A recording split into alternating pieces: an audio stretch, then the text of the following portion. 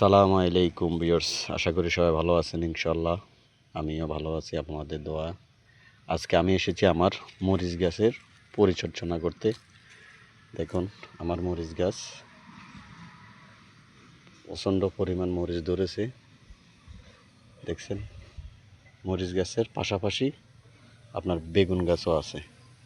এই যে দেখছেন বেগুন গাছগুলা আস্তে আস্তে মরে যাচ্ছে, পরিচর্যা না নেই তো তার কারণে মরিচ গাছগুলো মরে যাচ্ছে। যে দেখছেন মরিচ গাছ আরেকটা, এটাও মরে যাচ্ছে। পরিচর্যা করলে না গাছগুলো ভালো থাকে। তো আজকে আসছি পরিচর্যা করার জন্য। ঘাস উঠে গাছগুলোকে একদম করে ফেলেছে।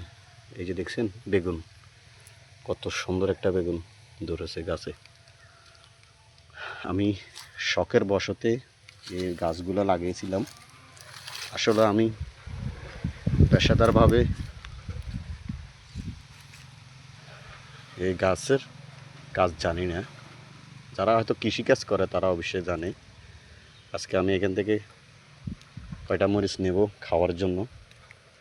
এই যে মরিচ দেখছেন, আমি মরিচগুলো ছিঁড়তেছি।